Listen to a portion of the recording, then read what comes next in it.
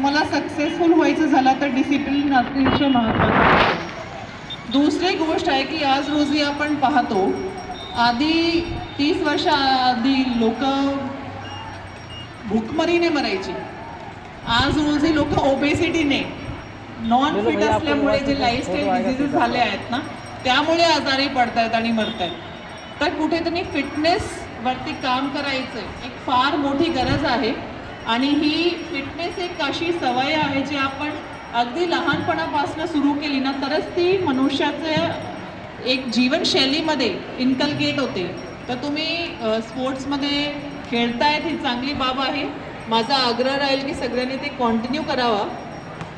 आणि एक तिसरी बाब असते की स्पोर्ट्समधनं आपलं टीमवर्क आणि how to accept failure when we lose हे एक शिकायला भेटते. तर आय होप तुमचे जे स्पोर्ट्स मीट आहे इथे तुम्ही चांगल्या रीतीने ह्या सर्व गोष्टी जे आहेत इथे शिकाल आणि भविष्यामध्ये तुम्ही हे स्पोर्ट्स मीटमध्ये पार्टिसिपेट केला म्हणून तुम्हाला चांगलं काहीतरी शिकायला भेटला आणि तुमची पर्सनॅलिटी डेव्हलपमेंटमध्ये मोठी मदत झाली असं तुम्हाला नक्की वाटेल. आणि कधीतरी मी गोष्टी सांगितली असं आठवेनसुद्धा.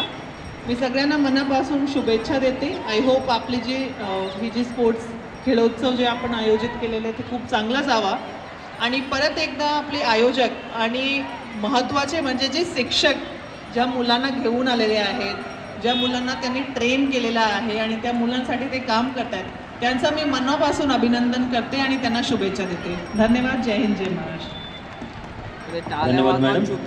आत्ताच मार्च पास्ट ही स्पर्धा झाली, त्याचा रिझल्ट मॅडमच्या हस्तेच आपण वितरित करूया. तिन्ही बक्षिसं मॅडमला देण्यासाठी विनंती करतोय. मॅडमने दोनच गोष्टी सांगितल्या, ते म्हणजे शिस्त आणि स्वास्थ्य राखण्यासाठी आपल्याला काम करायचं आहे. अकॅडमी नक्कीच काम करेल. धन्यवाद.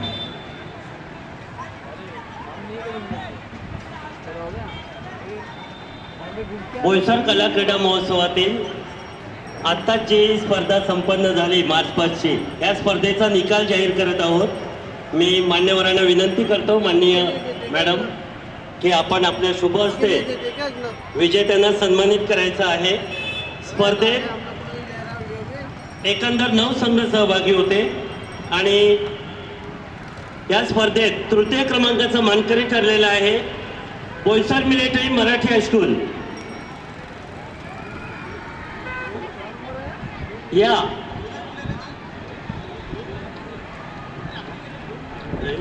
सगळ्यांनी येऊन सारे 5 विद्यार्थी पुढे या स्टेजवर.